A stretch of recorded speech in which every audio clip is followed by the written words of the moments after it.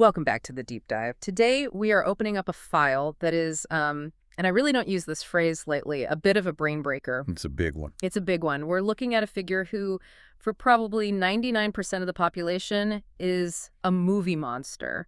You know, a bald guy in a robe, screaming in ancient Egyptian, summoning sandstorms, and generally frightening Brendan Fraser. The Mummy, yeah, Arnold Vosloo. Or Boris Karloff, if you go back to the original. Exactly. But the book we're covering today, Imhotep the African, Architect of the Cosmos by Robert Bauval and Thomas Brophy, argues that this pop culture caricature is hiding one of the most significant human beings who ever lived. It's a massive topic, and you're absolutely right. The gap between the Hollywood Imhotep and the real Imhotep is practically the size of the Grand Canyon. It really is. But what makes this book different, and frankly what makes it so controversial, is that it doesn't just try to write a biography of this one guy. It tries to redraw the entire map of where civilization as we know it came from. Okay, let's unpack that. The African part of the title. That isn't just a geographic descriptor, is it? It's the whole thesis statement. It is the entire thesis.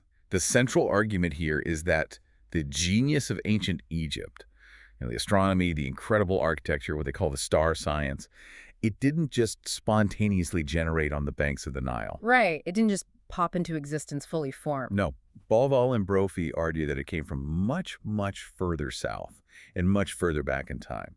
From the deep Sahara, from what they call a black genesis that predates the pharaohs by literally thousands of years. We are definitely going to get into that black genesis theory because when I first read this section on a place called Nabta Playa, my jaw, I think, actually hit the floor. Oh, it's a complete game changer. But before we get to the desert origins, we have to deal with the man himself, Imhotep.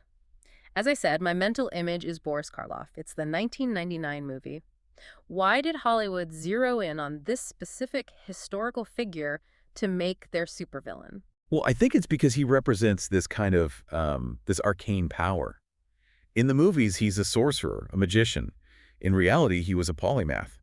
The authors describe him as a pharaonic Da Vinci, Michelangelo, Galileo, and Newton all rolled into one. Okay, stop right there. That is a wildly ambitious comparison. I mean, you just listed four of the greatest minds in Western history. Newton basically figured out gravity. Galileo reshaped our view of the solar system. You're putting Imhotep on that level. The historical record, or, what little we actually have of it, suggests. Yeah. He designed the Step Pyramid complex at Saqqara. Now, that might sound like just building a building, but you have to understand the context. Okay. Before Imhotep, the Egyptians were burying their kings in these low, flat-topped mounds made of mud brick. They're called mastabas. Right, just mud and brick. Exactly.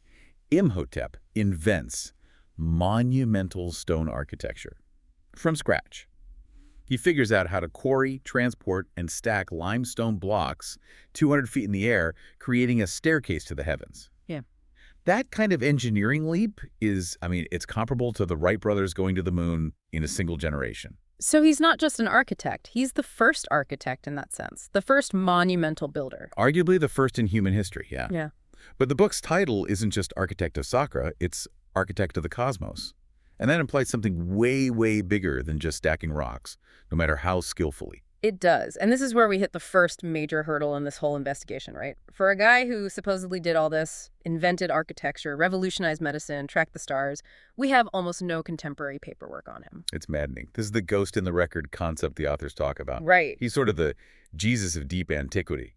And by that, the authors mean he was a real historical figure who, over time, became so mythologized that he was eventually worshipped as a god. He was actually deified. Oh, absolutely. He's the only non-royal historical human to be officially deified in all of ancient Egyptian history. Thousands of years after his death, people were building temples to him, praying to him for healing. The Greeks who came to Egypt later, they identified him with their own god of medicine, Asclepius. Wow. But if you go back to his actual lifetime, you're saying there's nothing. Almost nothing. We're talking about the third dynasty, around 2650 BC. In his own time, he's a ghost. His name appears, get this, less than half a dozen times in the entire contemporary record. Wait a minute, less than 6 times? For the guy who's basically the Leonardo da Vinci of his age, how is that even possible? It seems impossible. We have graffiti from much later periods mentioning him, statues from thousands of years later when he was worshipped as a god. But from the actual reign of King Djoser, who we usually call Djoser, the man he served, almost a complete blank. So what's the proof? What's the one thing we have? The only solid contemporary proof that he held all these high offices comes from a single broken statue base found at the Step Pyramid complex in Saqqara. Just the statue base, not even the statue. This statue is long gone, just the pedestal. The feet, basically. Yeah. But the inscription on that pedestal is the Rosetta Stone for this entire deep dive. It lists his official titles. Okay, so what did they say? It's a heck of a resume. He wasn't just the builder. He was the Chancellor of the King of Lower Egypt, the first after the King of Upper Egypt, administrator of the Great Palace, hereditary noble, and crucially, the High Priest of Heliopolis. That is a very long business card. But the book focuses on one title in particular. They claim that most mainstream Egyptologists just kind of glaze over it, but Balval and Brophy think it's the absolute smoking gun. Yes, Chief of the Observers. Chief of the Observers. The Egyptian phrase is Rama. Okay, break that down for us. Rama. So Rama means great or chief. Think of a word like overseer. And Ma means to see or to observe. So greatest of seers or chief of the observers. Okay. Now, traditionally, many Egyptologists have interpreted this as a purely religious title, like he observes the holy rituals in the temple, he sees the god in its shrine. He watches the priests wave incense around, that kind of thing. Right. But the authors completely disagree with that interpretation. They align themselves with the late Sir I.E.S. Edwards, who was one of the absolute titans of British Egyptology, keeper of antiquities at the British Museum. He was no fringe theorist. Okay, so what was his take? Edwards suggested that the title observer, especially in the context of Heliopolis, didn't mean watching things inside the temple, it meant watching the sky. He wrote that it suggests an occupation connected with astral observation. Astral, so stars, not solar, not the sun. That's the critical distinction. It means chief astronomer. So Imhotep was the astronomer royal of his day. Essentially, yes. And this is so important because we're often taught that ancient Egypt was a solar cult. All about Ra, the sun god, the sun boat, the sun temples, everything is about the sun. Yeah. But this title, Rev or Ma, points to an older tradition, a stellar cult, a group of priests whose primary job wasn't tracking the sun's daily journey, but tracking the incredibly slow, precise, long-term movements of the stars. And if the chief architect is also the chief astronomer, Then the architecture is going to reflect the astronomy. It has to. so the Step Pyramid isn't just a tomb, it's an observatory. Or something more. It's more. The authors argue the Step Pyramid is a time machine in stone. It's a resurrection machine, but it's designed to launch the king's soul not towards the sun, but towards the stars. Specifically, to the imperishable stars of the northern sky, and to the star Sirius in the south. Okay, I definitely want to get into the mechanics of that time machine because that sounds fascinating. But first, we need to set the scene. If Imhotep is the chief observer, where is he doing all this observing? You mentioned his main title was High Priest of Heliopolis. Heliopolis, yes, the city of the sun, or Innu, as the Egyptians called it, or On. It had a few names. The way the book describes Heliopolis, I mean, it sounds like if the Library of Alexandria met the Vatican and MIT and they all had a baby. That's a very, very good description. It was the intellectual and theological engine room of ancient Egypt for thousands of years. It was the center of what they call the high culture. But if you go there today, and the authors describe this journey so vividly, it's absolutely heartbreaking. It's in modern Cairo, isn't it? It's been completely swallowed by Cairo. It's in a district called Mataraya, and it's just a dense working-class suburb. Noise, traffic, smog, high-rise apartment blocks built right up to the edge of the site. The archaeological site itself is basically a fenced-off square of dirt. That's just depressing to think of what was there. It is a profound sense of loss. But there is one single thing left standing, the obelisk of Sesostris I. It's this massive 120-ton needle of pink granite, just standing alone in the middle of all this urban chaos. And it marks the spot where the great temple of the sun, the temple of Ra-Adam, once stood. And this is the place where all the famous Greek philosophers supposedly went to study. According to tradition, yes. The book lists them off. Pythagoras, who supposedly got his theorem from there, Eudoxus, the great astronomer, Solon, the lawgiver. Even Plato is said to have spent 13 years studying with the priests of Heliopolis. 13 years? Yeah. The Greek geographer Strabo, who visited Egypt in 24 BC, claims that the local priests actually showed him the rooms where Plato and Eudoxus had lived and worked. So when we learn about the Greek miracle in philosophy and math in school, We might actually be looking at the downstream effects of Heliopolis. That's the clear implication. The Greeks were the students, the Heliopolitan priests were the professors, and the curriculum was geometry, medicine, divination, and of course astronomy. But there's another layer to Heliopolis that I found fascinating, which connects to a whole different kind of history. The book talks about the Christian connection. Yes, the Church of the Holy Family. I didn't expect to find Jesus in a book about Imhotep either, but it's right there, in the same neighborhood. So what's the story? Well, the local Coptic Christian tradition holds that when the Holy Family, Mary, Joseph, and the infant Jesus fled from King Herod, they came to Egypt and sought refuge in Heliopolis. There's a specific sycamore tree there called Mary's tree and a well where they supposedly drank that are still revered as holy sites today. And the authors draw a direct parallel here between the imagery of Mary and Jesus and the ancient Egyptian imagery of Isis and Horus, right? They do, and it's a powerful one. The central image of Egyptian religion is Isis, the Great Mother, holding her divine child, the infant Horus, on her lap. And what is the central image of Christian iconography? The Madonna and Child. The book even mentions a famous painting by Edwin Long that depicts Plato at Heliopolis, and in the background you see a procession of priests carrying the statue of Isis and Horus, and it looks for all the world like a Catholic procession. It's this idea that Heliopolis was this massive gravity well of spirituality. It just pulled everything in. The star cults, the solar cults, and then much later, the Christian narrative. It was the source code. Yeah. But at the very, very center of this gravity, Yeah. well, inside the most sacred part of the temple, was a specific holy object, the Benben. The Benben, the mound of creation. Okay, this sounds like an Indiana Jones MacGuffin. What was it? Physically, Yeah. we don't have the original. It's been lost to history. But based on all the depictions we have, like the small pyramid-shaped capstones, the pyramidions that sat on the very top of pyramids and obelisks, it was a conical or pyramid-shaped stone. Okay. And the authors have a pretty wild theory about what it actually was, don't they? They do. And this is where Imhotep's title, Chief of the Observers, starts to make a whole lot of practical sense. They propose that the original Benben stone was an oriented iron meteorite. A meteorite. A rock that fell from the sky. Okay, explain oriented. What does that mean? So when a meteorite enters the atmosphere, it doesn't just, tumble randomly. If it has a stable center of gravity, it acts like a capsule re-entering from space. The front end becomes a heat shield, it ablates, it melts away in a very specific pattern, forming a perfect cone shape. It ends up looking almost aerodynamic. So it doesn't look like a random chunk of rock. It looks like it was engineered. It looks like it was sculpted by the gods. Okay. Now imagine you're a Neolithic cattle herder in the desert 6,000 years ago. You see a terrifying streak of fire in the sky. A firebird. It hits the ground with a massive explosion. You cautiously go to the crater, and in the middle of it, you find this incredibly heavy, black, metallic, cone-shaped stone.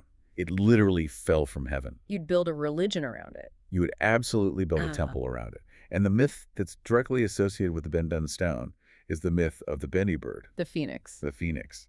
The bird of fire that is self-created and arrives from the east at the dawn of a new age. Okay, so the phoenix myth is just a poetic description of the meteorite falling through the atmosphere, the firebird with a plume of smoke behind it. That's the core of the hypothesis. Yeah. But the Egyptian priests were brilliant. They took this physical event, a rock falling from the sky, and they allegorized it. They turned it into a sophisticated timekeeping device. Because the return of the phoenix wasn't just a one-time thing, it was a cycle. The return of the phoenix marked the beginning of a specific cosmic epoch. This brings us to the clock of the cosmos, the Sothic Cycle. The book spends a lot of time on this, and I want to make sure we get the mechanics right because it feels like if you don't understand this clock, you can't possibly understand the pyramids. You are absolutely correct. The Sothic Cycle is the very heartbeat of Egyptian astronomy, and it all revolves around one star, Sirius, The dog star. the brightest star in the night sky. To the Egyptians, Sirius was the goddess Isis, or Subdet, and her annual heliacal rising, which is the day she first becomes visible again in the dawn sky, after being hidden by the sun's glare for about 70 days. That was the most important day of the entire year. Why that specific day? Because of an incredible coincidence of nature. That reappearance of Sirius at dawn coincided, almost to the very day, with the summer solstice and, more importantly, the start of the annual Nile flood. So it was the alarm clock for the entire civilization. It was the alarm clock for the river, which was the alarm clock for life itself. Sirius rises, the Nile rises, the black fertile silt covers the land, and life returns to Egypt. It's the birth of Horus, the son of Isis.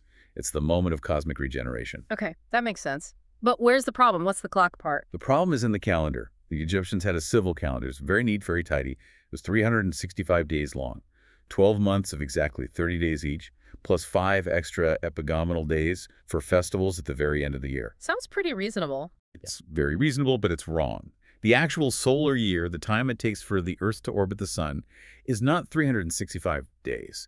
It's 365 and a quarter days. 365.25. Right. That quarter day is why we have a leap year every 4 years. We add an extra day to February to catch up. Precisely. We add February 29th. The ancient Egyptians, for their civil calendar, didn't. They knew about the quarter day, they were brilliant astronomers, but for administrative and religious reasons, they just let it slide. So every 4 years, their official calendar slipped backwards by 1 full day against the real stars and the real seasons. So after 4 years, New Year's Day is 1 day off. After 40 years, it's 10 days off. After a century. After about 700 years, the official calendar month that was supposed to be summer is now happening in the middle of actual winter. The whole calendar is completely inverted. That sounds like total administrative chaos. How do you plan planting seasons? Religious festivals. It meant the religious festivals were constantly drifting through the seasons. It was a known problem. But here is the magic number. Here's where the genius comes in. If you are losing a quarter of a day every year, how long does it take for that error to accumulate until you've lost a whole year and the calendar comes all the way back around to the starting point? Let me do the math. It would be 4 times 365. So something around 1,460 years. You nailed it. It's 1,461 Egyptian years, which is equal to 1,460 of our solar years. That is the Sothic Cycle. It's also called the Great Year. Every 1,461 years, on what was supposed to be New Year's Day, the heliacal rising of Sirius and the start of the calendar would perfectly sync up again. The clock would reset. And the authors are claiming the Egyptians actively tracked this incredibly long cycle, because I've definitely heard mainstream historians say that's a stretch, that they weren't that precise over millennia. That is the big academic fight. A lot of Egyptologists will say, no, that's just a mathematical curiosity. They didn't care about a cycle that long. But Boval and Brophy bring in the receipts. They cite the Roman writer Censorinus, who was writing in 238 AD. He explicitly talks about this great year connected to the rising of the dog star, Sirius. And he says that the last one, the most recent great year reset, started in the year 139 AD. Okay, so we have a definite date from a historical source. A definite date. And if you have that anchor point, you can just count backwards in increments of 1,460 years. And when you do, you land on dates that align perfectly with major turning points in Egyptian history, the start of the Middle Kingdom, for instance. And this is where Imhotep comes in. Exactly. If you count back from 139 AD, one of those great year resets lands right around 2770 BC, right at the dawn of the Old Kingdom. The theory is that Imhotep wasn't just building a tomb for King Djoser. He was building a monumental marker for the start of a brand new Sothic cycle, a new cosmic age for Egypt. So the step pyramid is basically a giant granite and limestone clock hand saying, we are here. The great clock of the cosmos has just been reset. That's the idea. But here's the twist. If Imhotep was using Saqqara to mark the current time, the authors argued that the more famous pyramids, the ones at Giza, were built to mark a much, much older time. And this is where things get really, really heated. We have to talk about Zep Tepi. Zep Tepi, which translates to the first time. The first time. The Golden Age. Yeah. The mythical epoch when the gods themselves ruled on Earth before the first pharaohs. Now, usually when a culture talks about a golden age where gods walk the earth, historians and archaeologists just nod and say, okay, that's their mythology. That's their version of the Garden of Eden or Atlantis. But Robert Balval looks at that and says, no, it's not a myth. It's a date. It's a date that is frozen in stone and written on the ground at Giza. This, of course, relies on the Orion correlation theory, which is what Balval first became famous for in the 90s. Let's just quickly recap that theory for anyone who might not be familiar with it. Okay, it's actually very simple and visual. You look at the 3 great pyramids of Giza on the ground. You have 2 huge ones, Khufu and Khafre, and then a third smaller one, Menkaure, which is slightly offset from the main diagonal line. Right. Now look up at the night sky at the constellation of Orion. The 3 stars of Orion's belt Armatak, Onulum, and Mintaka are arranged in the exact same pattern. 2 bright stars in a line, and a third dimmer star, slightly offset. So pyramids on the ground equal the stars in the sky. But it's more than just the pattern. The Milky Way, our galaxy, runs through the sky right next to the constellation Orion, like a great celestial river. On the ground, what runs next to the Giza pyramids? The Nile River. It's a mirror image, the famous Hermetic principle. As above, so below. But the stars move over time, don't they? There's that wobble, precession. There is. This is the key, because the Earth wobbles on its axis like a spinning top very, very slowly. The apparent position of the stars in the sky shifts over thousands of years. This is called the precession of the equinoxes. So if you look at the sky in 2500 BC, which is when archaeologists say the pyramids were built, the pattern of Orion's belt is close to the pyramid layout, but the angle isn't quite right. It's not a perfect match. It's a near miss. It's a near miss. So Boval, back in the day, used astronomical software things like Sky Globe and later Starry Night Pro 2 Rewind the Sky. He wanted to see if there was ever a time when the match was absolutely perfect, and there was. And that date is? The alignment is perfect. Perfect. In the epoch of 10,500 BC to 11,500 BC. Which is the end of the last ice age. Precisely. At that specific date, at the moment of the spring equinox, Orion's belt is at its lowest possible point in the southern sky, what astronomers call its meridian transit. The pattern of the stars on that day perfectly, and I mean perfectly, matches the layout of the pyramids on the ground. But that's not all. There's more. There's more. At that exact same moment spring equinox, 11,500 BC part, what constellation is rising due east right on the horizon? Let me guess. Leo, the lion. Leo the lion.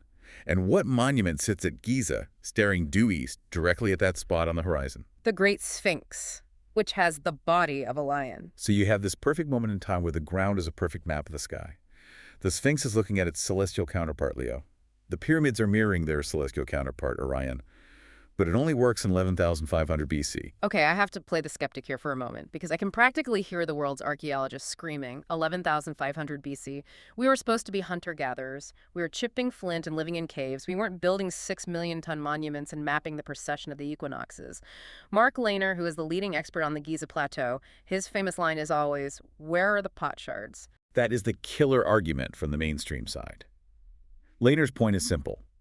If you have a civilization that's sophisticated enough to map the stars and plan, let alone carve the Sphinx in 11,500 BC, they had to eat. They had to live somewhere. They had to have tools. Where is their garbage? Where are their settlements? Where are their pottery fragments? You don't just find a massive cathedral standing alone in the middle of a blank forest with no trace of the builders. And the book acknowledges this conflict, right? They don't shy away from it. They talk about that infamous BBC Horizon documentary. Oh, it was an all-out war.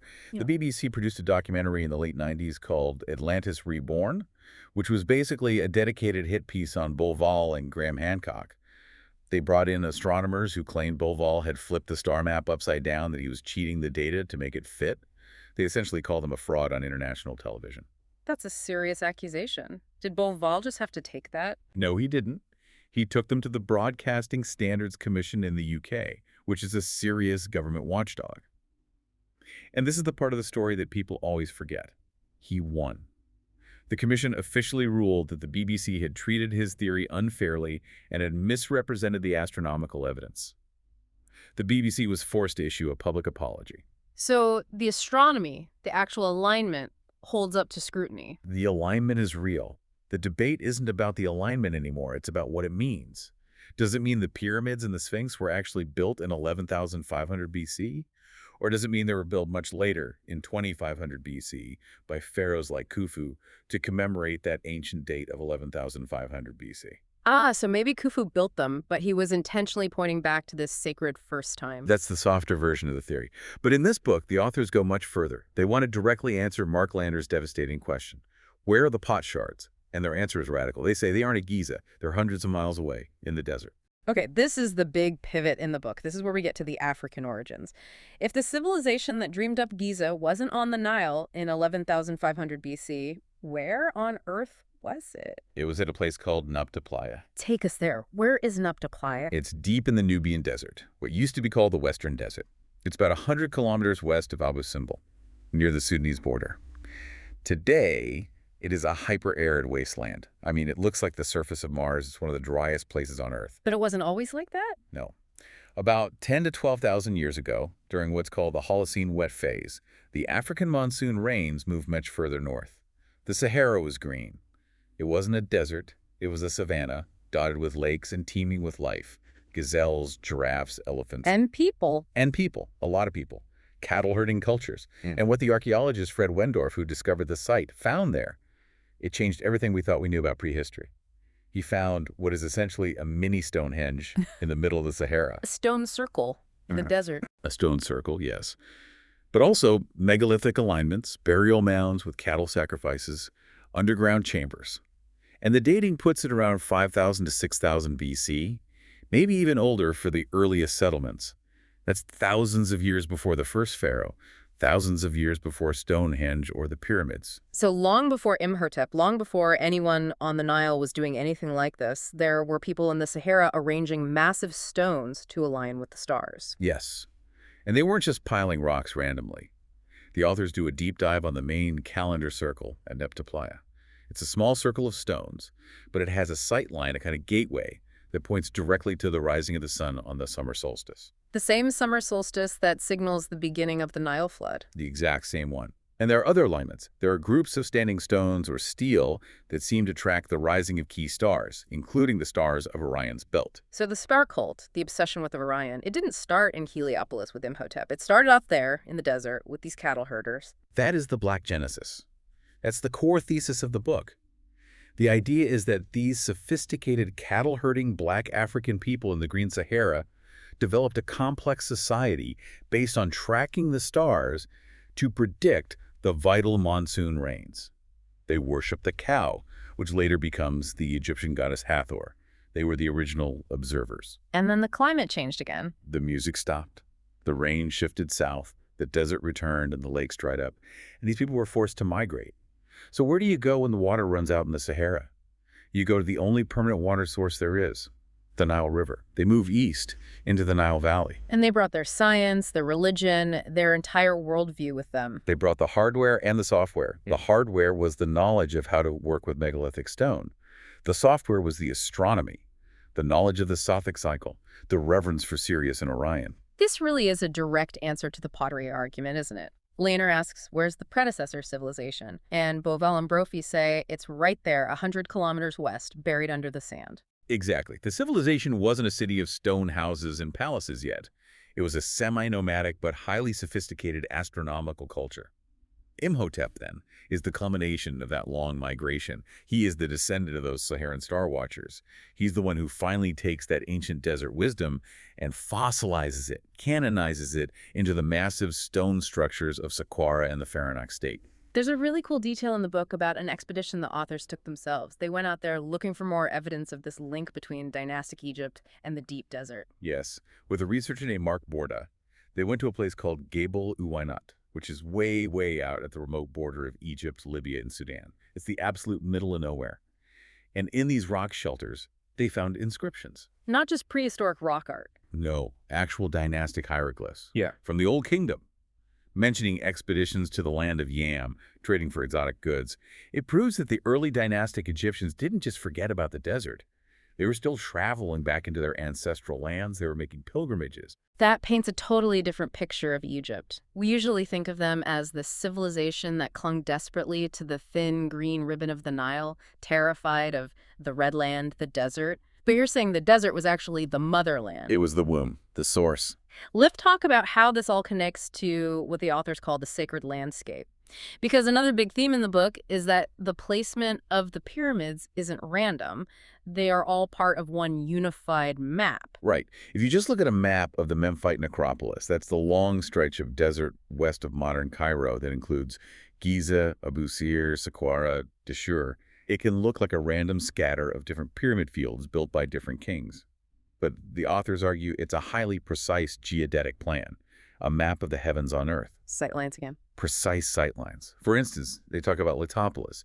This was an ancient city sacred to the god Horus. If you stand at the location of the ancient temple in Letopolis and look due east, your line of sight goes directly to the obelisk of Heliopolis. It's a perfect equinox alignment. Okay, that's one line. That could be a coincidence. It could be. But then, take Abu Ruwash, which is the northernmost pyramid field. If you draw a line from the pyramid there to the obelisk at Heliopolis, the angle is exactly 27 degrees north of east. That angle corresponds precisely to the sunrise on the summer solstice. The day of the flood, the rising of Sirius. The most important day of the year. Right. And if you go to the Great Pyramid at Giza and draw a line to Heliopolis, the azimuth corresponds to the winter solstice sunset.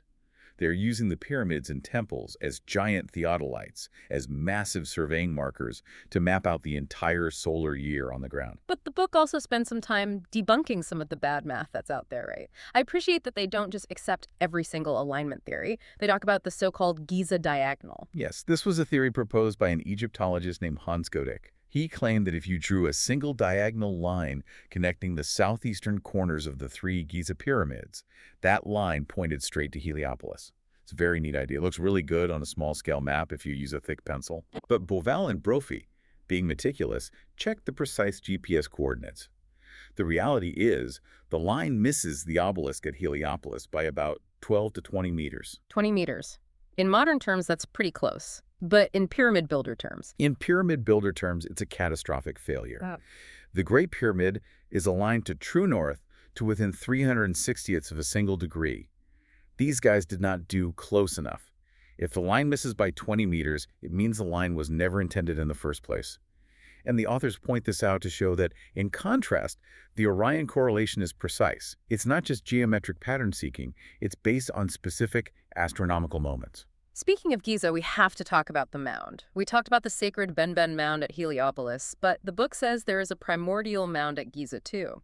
This is one of those things that once you see it, you can't unsee it, and it blows your mind. The Great Pyramid looks like it's built on perfectly flat, level ground. It's not. It is built over a large, natural limestone hill. The hill. Inside the pyramid. A hump of rock, yes. The architects didn't level the plateau first. They incorporated the hill into the pyramid itself. Current estimates say that something like 23% of the Great Pyramid's total volume is actually just the natural hill underneath it. They encased it in masonry. But why? That seems so much harder. You'd have to level every single course of stone to fit around this awkward, bumpy shape in the middle. It's an engineering nightmare. It would have been infinitely easier to flatten the site first. Unless the hump itself was the entire point. The authors argue that this natural mound was already a sacred site long before the pyramid was built. Maybe it was a holy site from that Zep Tepi era, 12,000 years ago. And what about the subterranean chamber? That's the chamber that's carved deep into the bedrock of that very mound. And it's completely anomalous. It is rough, it's unfinished, it looks chaotic. It's totally different from the clean, perfect geometric chambers higher up in the pyramid's masonry. Mainstream Egyptology just says, oh, they started digging it, changed their minds, and abandoned it. And the alternative view. The alternative view, which is supported by the geologist Robert Schoch, is that the chamber is incredibly ancient, that it was a prehistoric cave or a natural crypt used for rituals thousands of years before Khufu was even born, and that Khufu was compelled by religious law to build his pyramid on top of it, to seal it and protect the Holy of Holies that was already there. So the Great Pyramid is basically a reliquary. It's a giant, fancy box built to protect a holy rock. That's the theory, yes. Which brings us finally back to Imhotep. If Giza was the holy mound of the first time, the place that memorialized 11,500 BC, why didn't Imhotep build King Djoser's complex there? Why did he go 8 kilometers south to a barren patch of desert at Saqqara? This is the Saqqara choice. And it comes down to the code. It comes down to astronomy again. What's the code this time? It's about latitude.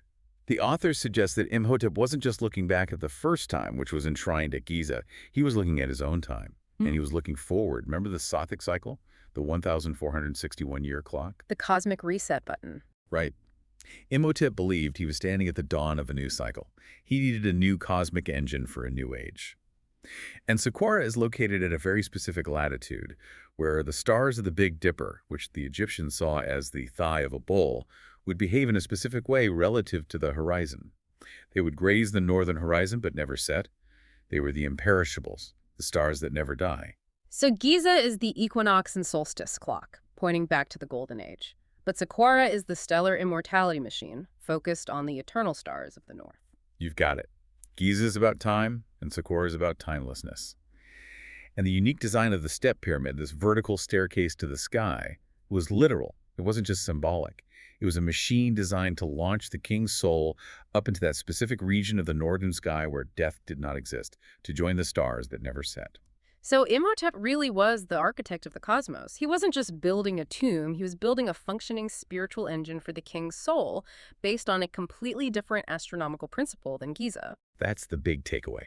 He inherited the raw prehistoric star knowledge of those Nabta Playa nomads, the stone circles, the cattle worship, the solstice markers, and he used the immense power and resources of the pharaonic state to translate it into the greatest stone monument the world had ever seen at that point. He is the bridge between the black genesis of the deep Sahara and the dynastic glory of the pharaohs. It just completely changes how you see him. He's not some evil magician from a movie. He's a scientist, a historian, a preserver of ancient knowledge. He is the crucial link.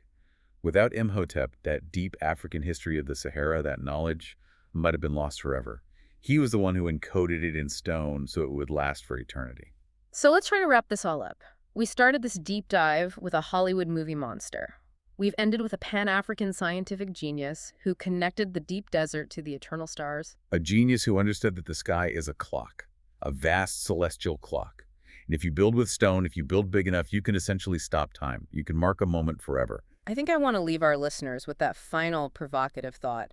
This book and this entire line of research challenges us to look at the Sphinx and the pyramids not as tombs for tyrants, which is what we're often taught, but as incredibly sophisticated scientific instruments. Instruments of memory and resurrection. And if the authors are right, if the blueprint of Giza was conceived in 11,500 BC by the ancestors of the dynastic Egyptians, then our neat linear timeline of human history, from primitive caveman to advanced pyramid builder, is just completely wrong. It suggests history isn't a straight line. It might be a circle, a cycle. And it suggests that we, today, might have forgotten a lot more than we currently know. Maybe we are just now, with our computer software, rediscovering what the observers in the Green Sahara knew 12,000 years ago. That is a very humbling thought. It is. Thank you for diving this deep with us. Keep looking up. And maybe keep an eye on that Sothic Cycle. It's always coming around again.